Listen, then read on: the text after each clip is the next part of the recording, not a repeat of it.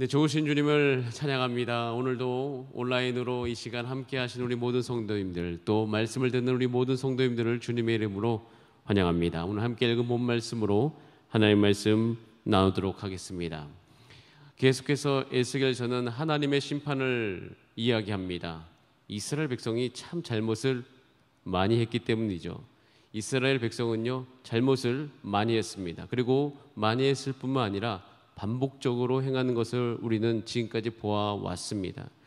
근데 제가 한번 생각을 해봤습니다. 만약에 제가 이 땅 이 시기로 돌아가서 이들에게 야, 너희 지금 범죄했어. 이거 멈춰야 돼. 하나님 앞에 다시 돌이켜야 돼. 똑같이 이야기했다고 한들 과연 이들이 그것을 멈출 수 있을까? 이스라엘 백성들은 어찌 보면 지금 멈출 수 없는 죄악 가운데 있습니다. 그러니까 죄악을 낳게 되는 그 결과 가운데 있는 것을 볼 수가 있습니다. 오늘 그것도 본 말씀 27절에도 이렇게 되어 있습니다. 주님께서 말씀하셨습니다. 너희 조상들이 또 내게 범죄해서 나를 욕되게 하였다라고 되어 있습니다. 그리고 28절에 그 구체적인 행동이 나와 있죠. 모든 땅아 모든 산과 모든 무성한 나무를 보고 제사를 드렸어요. 제물을 올렸어요. 거기서 분향하고 전제물을 부어 드렸을 뿐만 아니라 29절에 보면 산당에서 이야기하고 산당에서 온통 마음이 빼앗겨서 자신의 욕구를 섬기고 있는 그들의 모습을 볼 수가 있습니다. 여러분, 이스라엘 백성들은 지금 멈출 수 없는 죄악 가운데 빠져 있습니다. 때로는 이 세상을 봐도 그렇습니다. 이 세상의 세속주의와 이 세상 가운데 예수 그리스도와 하나님이 필요 없다고 이야기하는 이 사조, 또 이 생각들이 멈출 기미가 보이지 않습니다. 이 세상만 봐도 멈출 수 없는 죄악 가운데 살아가고 있는 사람들, 살아가고 있는 사회들을 참 많이 우리는 만나게 되어집니다. 그래서 우리는 그것을 향해서 돌이킬 수 없다라는 말을 쓰게 되어집니다. 이 시대 문화 보면 더 이상 돌이킬 수 없는 지경에 이르렀구나 라는 생각을 저도 갖게 되어집니다. 그러면 우리는 어떻게 해야 될까요? 과연 이스라엘 백성이 돌이킬 수 없는 문제와 우리 스스로에게도 한번 질문해 봅니다. 과연 이 시대, 이 서울을 살아가고 있는 이 문화, 하나님을 대적하는 이 문화는 과연 돌이킬 수 있는 것일까? 이것도 정말 정직하게 이야기해서 쉽지 않다는 것을 아마도 우리는 다 같이 인정할 수밖에 없을 것입니다. 이스라엘 백성들은요, 정말 돌이킬 수 없는 지경이 어느 지경까지 이르려면 31절에 보면 아들을 화제로 삼아서 불 가운데로 지나가게 했다라고 표현하고 있습니다.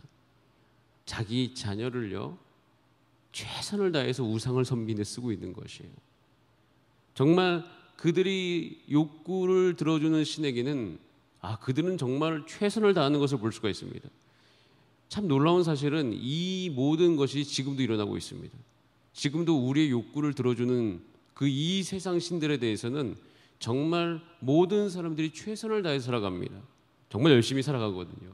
근데 그들이 왜 열심히 살아가는가 살펴보면 결국 그들의 욕구를 섬기고 있는 거예요. 그들의 죄된 욕구를 들어주고 그들의 죄된 욕구를, 우리들의 죄된 욕구를 이루어주는 그 사람들에게 가가지고 최선을 다하면서 살아가고 있어요. 그런데 우리가 종종 인생을 살다가 그렇게 우리가 젊고 그다음에 우리가 힘이 있을 때 내가 내 힘으로 성공할 수 있겠다 하고 막 달려가잖아요. 달려가다가 어느 순간 절망 앞에 놓이는 경우가 있습니다. 이 코로나19 시기도 그런 시기입니다. 뭔가 내 힘으로 될 줄 알았는데 계속 그것대로 가다 보니 어느 순간 내가 될 줄 알았는데 꽝 하고 될 수 없는 그 삶의 현장 가운데 놓이는 경우가 참 많이 있습니다. 저는 이 지점이에요. 내가 내 힘으로 될 수 있다고 생각했다가 이게 한계가 있구나라는 걸 느끼는 이 지점. 여러분, 이 지점이요, 돌이킬 수 없는 죄악을 끊을 수 있는 순간입니다. 이스라엘 백성이요, 지금 그들의 힘을 다해서 자신의 나라를 유지해 보려고 했습니다. 그래가지고 자신의 힘을 들였죠. 최선을 다했습니다. 어찌 자기 나라를 살리는 데 최선을 다하지 않을 수 있겠습니까? 최선을 다했죠. 그런데 그들이 한계에 부딪히는 순간이 온 것이에요. 지금 이 순간입니다. 에스겔이 예언했던 이 순간이 그들의 한계에 부딪히는 순간이었다는 사실이에요. 될 줄 알았는데 안 됐다는 것입니다. 여러분, 그런데 이때가 그들이 돌이킬 수 있는 기회가 온 것입니다. 우리가 우리 삶의 죄악을 끊고, 한 시대가 죄악을 끊고, 그리고 한 교회가 주 앞에서 영적으로 정말 갱신이 일어나서 부흥했던 그 시기로 돌아가면 다 넘기 힘든 한 가지 산이 있었다는 것을 발견합니다. 한 가지 정말 넘기 힘들었던 그 산이 있어요. 그 산은 무엇이냐면 심판을 받아들인다라는 산이에요. 오늘 읽었던 본 말씀의 33절부터 36절에 하나님께서 뭐 쏟아붓듯이 이야기하십니다. 주 여호와의 말씀이니라 라고 이야기하면서 내가 능한 손과 편팔로 분노를 쏟아낼 것이다. 너희를 반드시 다스릴지라 라고 되어 있습니다. 그리고 35절에 보면 하나님께서 대면하여 심판하겠다. 내가 대면해서 심판하겠다. 반드시 심판하겠다는 말씀이시죠. 36절에도 너희 조상들을 심판한 것 같이 너희를 심판하겠다라고 이야기합니다. 하나님의 심판이 굳은 의지로서 에스겔을 통해서 이스라엘 백성들 가운데 전달되어지는 것이에요. 여러분, 한번 바꿔서 우리 스스로 생각해 보겠습니다. 우리도 살다 보면 어떻게 할 수 없는 한계 가운데 우리 삶이 무너지는 경우가 있습니다. 그런데 그 무너지는 시점에서 이것이 심판이구나 이 생각을 하고 받아들인다. 이게 보통 일이 아닙니다. 그 느낌은요, 정말 견딜 수 없는 어려움이에요. 제가 이것을 정말 몸소 깨달았을 때가 한 번 있었습니다. 이 느낌. 뭐 이 지경까지인지 모르겠지만 제 인생을 놓고 봤을 때 가장 그 느낌과 비슷한 시기가 그때였습니다. 첫 아이를 출산하고 2010년의 일입니다. 저는요, 그때까지 뭐 제가 제 입으로 이렇게 이야기하기 어렵지, 뭐 좀 그렇지만 정말 최선을 다해서 사역했습니다. 최선을 다했습니다. 내 시간을 전부를 들여서 하나님 그 가정과 그 일에 제 많은 시간들을 쏟아 부었죠. 그렇게 살아왔습니다. 그리고 연애도 저희 아내가 처음이었기 때문에 정말 모든 것을 다 드렸었죠. 그러다 보니까 그 관성이 이어져서 당연히 표현하기는 그렇지만 자연스럽게 가정에 소홀해진 모습들이 나타나기 시작되었습니다. 사실 제가 가정에 소홀해졌다는 표현은 그때는 쓰지 않았던 표현입니다. 왜냐하면 저는 그것이 맞다고 생각했기 때문입니다. 그것이 맞다. 왜냐하면 내 삶을 하나님 나라를 위해서 드려야 되기 때문에 라는 생각이 있었던 거죠. 그러니까 제가 그때 당시에는 다 몰랐던 거예요. 딱 반만 알았던 것입니다. 그리고 오히려 그것을 가정이 견뎌줬으면 좋겠다라는 생각을 했던 것이죠. 저는 이 지점이 지금 이스라엘 백성의 문제와 똑같은 지점입니다. 그게 뭐냐면 내가 뭘 잘못했는지 모르는 지점입니다.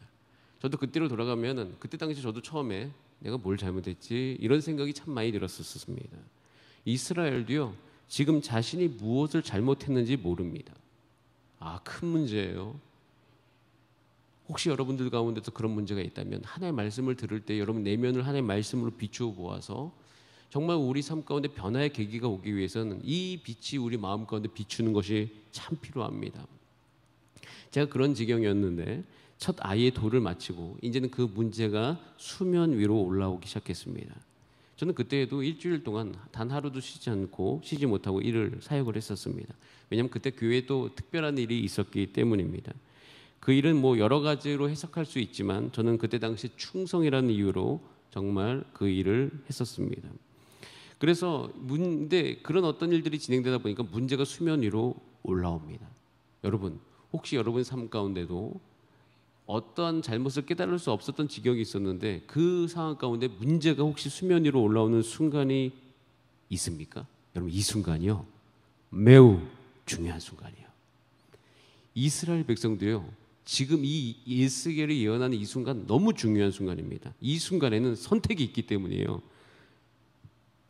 첫 번째는 이 문제를 내가 무시할 것인가, 아니면 하나님 앞에서 이 문제를 다룰 것인가, 이 두 가지 선택을 우리가 해야만 합니다. 부흥의 시작은 역사적으로 봤을 때 영적인 각성이었어요. 자신의 죄가 보이기 시작합니다. 자, 그러면 보이기 시작하는 순간에 무시할 것인가? 아니요. 거기서 더 앞으로 나아가고 이것이 회복의 길로 나아가기 위해서는요, 하나님 앞에서 다루어야 할 문제를 인정하는 과정이 그 안에 있었습니다. 저는요, 그때 그 문제를 다루기로 결정했습니다. 정말 은혜죠. 정말 은혜로 주의 음성을 듣게 되었습니다.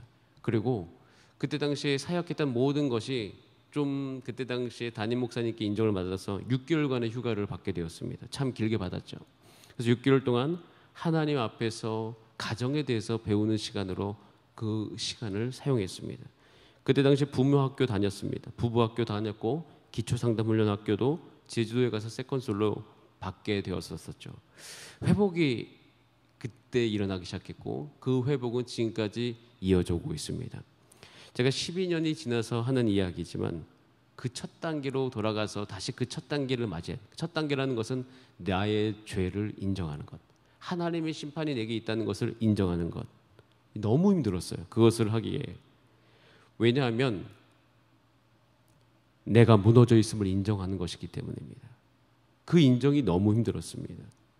왜냐하면 저는 또 그때 열심히 한 것이 뭐 죄를 열심히 지었던 것이 아니라 하나님의 일이라고 생각했던 것을 열심히 한 것이었기 때문에 하나님을 향해서 이런 마음이 있었습니다. 하나님, 왜 제가 무너져야 됩니까? 왜 제가 잘못했다고 해야 됩니까? 여러분, 근데 이스라엘 백성도 이게 너무 힘든 것이에요. 그런데 우리가 오늘도 회복의 길로 가기 위해서는 이것을 꼭 넘어야 합니다. 넘지 못하면 우리는 회복의 길로 가지 못할 수 있습니다. 그런데 그것을 인정하기가 싫은 것이죠. 그러니까 어떤 문이 있어요. 근데 그 문은 정말 열기 싫은 문처럼 생겼어요. 그 문을 열면 뭐 인생이 꼭 망할 것 같은 문이 한 가지 있는데 그 문을 열어야지만 그 문 뒤로 회복의 길이 있는 것입니다. 하나님께서는요, 지금 이스라엘 백성들에게 그것을 받아들이고 그 문을 열어라 라고 말씀하고 계시는 것입니다. 그리고 왜 그 문을 열라고 이야기하면서 한 가지 우리 가운데 그 문을 열 수 있는 동기부여를 하시는데 38절에 이렇게 되어 있습니다. 우리 같이 한번 38절 말씀 우리 읽어보겠습니다. 시작. 너희 가운데서 반역하는 자와 내게 범죄하는 자를 모두 제하여 버릴지라. 그들을 그 머물러 살던 땅에서는 나오게 하여도 이스라엘 땅에는 들어가지 못하게 하리니 너희가 나는 여호와인 줄을 알리라라고 되어 있습니다. 심판이 있어요. 받아들이기 힘든데 그 뒷구절에 동기부여가 되는 한 가지 문장이 우리 가운데 놓여 있습니다. 하나님을 여호와인 줄 아는 은혜가 다시 임한다는 것입니다. 하나님은 계속 이야기하는 거예요. 너희 우상 섬겼지. 너 내 거룩한 이름을 더럽혔지. 너희는 우상에게 제물을 바치고 최선을 다했지. 그것을 인정해라. 그것을 인정하고 받아들이면 그 뒤에 내가 여호와인 줄 너희가 알게 되는 은혜가 임할 것입니다. 여러분, 우리가 이 시기 가운데 다 함께 힘들어도 이것을 받아들이고 인정할 수 있는 은혜가 저 여러분 가운데 있기를 원합니다. 제가 그때 당시에 제가 했던 기도 한 가지가 있습니다. 그것은 이것이에요. 주님, 그래 제가 인정하겠습니다. 다 인정하고 뭐 저희 잘못이라고 제가 받아들일 수 있도록 주 앞에 나갑니다. 다만 한 가지를 구합니다. 실제적으로 했던 기도예요. 그것은 뭐냐면 제게 힘을 주시옵소서. 이것을 인정할 수 있는 힘, 그 힘을 내게 허락하여 주시옵소서. 이것은 제가 그때 당시 묵상하고 있었을 때 삼손의 모습을 통해서 했던 기도입니다. 이 삼손이 모든 것을 다 빠지고 두 눈 다 빠지고 힘없어가지고 정말 그렇게 처참하게 살아갔을 때 마지막 순간에 하나님 앞에서 힘을 구합니다. 하나님, 내게 힘을 마지막으로 주셔가지고 이 두 기둥을 밀어버리게 하시고, 그래서 결국에는 하나님께서 그 삼손에게 마지막 힘을 허락하셨던 그 순간이 있습니다. 제가 그 순간 기도했던 것이 힘이에요. 여러분, 그래서 우리가 우리 삶 가운데 행여나 잘못을 내가 인정해야 되는 그 순간이 오더라도 우리는 이 말씀을 통해서 한 가지 당황하지 아니하고 받아들일 수 있는 것은 힘을 구하실 수 있습니다. 하나님, 내게 힘을 주시옵소서. 힘을 주시옵소서. 이 힘을 주셔서 하나님, 내가 하나님의 여호와인 줄 아는 그 문을 열고 하나님, 내가 이것을 인정하고 한 걸음 더 나아갈 수 있도록 주님 나의 삶 가운데 회복이기를 허락하여 주시옵소서. 그 힘이 공급되어져야 됩니다. 근데 오늘 본문에도 보면 그 힘이 공급되어지는 말씀이 나와요. 그 말씀을 읽을 때 이 말씀을 읽고 이 약속에 의지하면 우리 가운데 힘이 공급될 수 있구나. 자, 우리 같이 오늘 41절 말씀을 같이 한번 읽어보겠습니다. 41절 말씀은 굉장한 은혜죠. 우리 같이 크게 읽어보겠습니다. 시작. 내가 너희를 인도하여 여러 나라 가운데서 나오게 하고 너희가 흩어진 여러 민족 가운데서 모아낼 때 내가 너희를 향기로 받고 내가 또 너희로 말미암아 내 거룩함을 여러 나라의 목전에서 나타낼 것이며. 여러분, 이건 놀라운 말씀인 것이에요. 심판을 이야기하시면서 정말 이스라엘 백성들은 이렇게 할 지금 어떻게 표현할까요? 그런 어떤 상태가 아닙니다. 그런데 하나님께서 얘기하죠. 내가 너희를 향기로 받겠다. 그 다음에 그 뒷문장이 더 놀라워요. 죄 가운데 정말 다 망할 대로 망해버린 그 이스라엘 백성을 통해서 나의 거룩함을 여러 나라의 목전에서 너희로 말미암아 나타낼 것이다 라는 말씀을 주시는 것입니다. 제가 이 말씀을 들을 때 하나님의 아버지께서 정말 인도하시는 삶의 방향을 보게 되었습니다. 저도 그때 당시에 그것을 인정했죠. 받아들였죠. 힘들지만 그 문을 열고 회복으로 갔을 때 결국에는 하나님께서 나의 삶을 통해서 나타나기 시작하시는 것은 하나님의 거룩함인 것이에요. 여러분, 이것이 우리 가운데 믿어질 때 우리 가운데 힘이 날 수 있습니다. 우리 가운데 여전히 내 상태가 어렵다고 해도 하나님이 부어주신 힘으로 나아갈 수 있는 그 힘이 저와 여러분 가운데 임할 것입니다. 여러분, 우리가 인생을 살아가면서요, 우리 인생이 굉장히 어렵잖아요. 그런데 그런 어떤 어려움 가운데 우리 삶에 의미를 두는 시간들이 있어요. 때로는 우리가 높은 산에 올라갈 때도 그렇습니다. 높은 산에 올라가거나 아니면 바다를 보거나 아니면 특별하게 비행기를 타고 날씨 좋은 날 비행기를 타고 우리가 시간을 보낼 때 우리 눈앞에 거시적으로 보일 때가 있습니다. 삶이 높은 산에 올라가가지고 세상을 바라볼 때 거시적으로 보이는 것. 그리고 또 한 가지는 비행기를 타고 우리가 날아갈 때 밑에 정말 보이는 그 조그마한 것들, 정말 크게 보였던 것이 정말 작게 보이죠. 그때 우리 가운데 문득 드는 생각이 이것이에요. 왜 이렇게 아등바등 살았는가? 뭔가 이루려고 그렇게 애쓰며 살았는가? 모든 것은 다 지나가는 것일 뿐. 이 선교지를 가도 그런 느낌이 있습니다. 선교지를 가면 제가 서울에서 했던 그 모든 걱정이 정말 아무 쓸데기 없는 걱정이었구나라는 생각을 할 때가 참 많이 있습니다. 저만 그런 것이 아니라 함께 갔던 많은 그 팀원들도 그런 이야기를 많이 하더라고요. 그리고 오히려 다녀오면 그 생각들이 사라지고 한 가지 것에 집중하는 것. 주님, 말씀을 읽으면 그렇게 되어집니다. 다 지나가고 다 하나님과의 모든 관계에는 다 사라지는 것이구나. 그래서 가장 중요한 것이 무엇이에요? 42절에 너희는 내가 여호와인 줄 아는 것이에요. 여러분, 그래서요, 우리의 삶의 목적과 방향이 오늘도 하나님을 아는 것에 있게 되기를 원합니다. 우리가 놓여진 이 어려움이 있을 수 있어요. 근데 그 어려움은 하나님은 분명히 회복의 길로 우리를 인도하실 터이니 그것이 혹시 나의 잘못 때문에 오는 그 심판의 쓰라림이 있는다 할지어도 결국 하나님께서 주시는 그 큰 그림 안에서 우리는 회복의 은혜를 누리게 될 줄 믿습니다. 과거 이제 우리의 믿음의 선배들 중에서 함석헌 선생님이 계십니다. 그 함석헌 선생님의 믿어지다라는 시가 있어요. 참 좋은 시입니다. 그 시를 잠깐 제가 인용하고 몇 가지를 읽어드리겠습니다. 한번 제가 읽어드릴 테니 들어보시면서 말씀을 마무리하겠습니다. 이렇게 되어 있죠. 주여 믿어지이다. 주를 믿고 살아지이다. 사는 것이 곧 주를 믿는 것이 되어지이다. 세포에서 세포까지 남김없이 주의 것이 되어지이다. 주여 믿어지이다. 겸손하게 믿어지이다.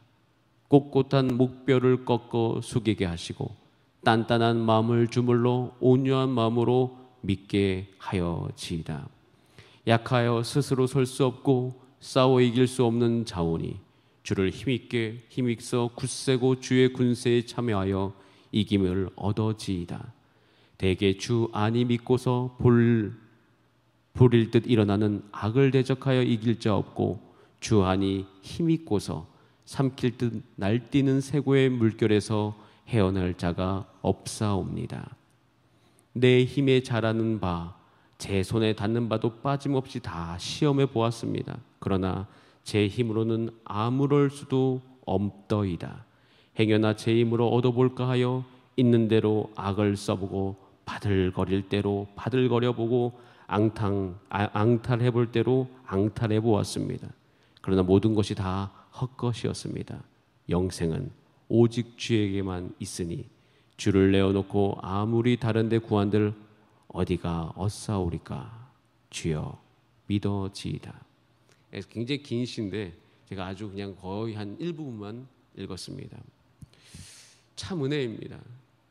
이런 것이 우리 가운데 깨달아지고 믿어지고, 그러니까 이스라엘 백성도 하나님이 여호와인 줄 알게 되어지는 것. 여러분, 이것이요 오늘도 우리를 사는데 힘을 주는 것이에요. 여러분, 오늘 하루 살아갈 때 여러분 삶 가운데 하나님이 믿어지는 은혜로 말미암아 풍성한 복과 은혜를 누리시는 하루 되시기를 바랍니다. 다 함께 기도하시겠습니다. 이 시간 기도하실 때 하나님, 우리의 삶 가운데 오는 여러 가지 상황 환경들 가운데서 우리의 삶을 겸손하게 받아들이게 하여 주시고, 이 시기 가운데 오히려 더 주를 섬기면서 내가 하나님을 갈망하며 살아가는 은혜를 누릴 수 있도록 우리 가운데 힘을 공급하여 주시옵소서. 우리 다 함께 주여 한번 부르신 다음에 합심으로 기도하시겠습니다. 주여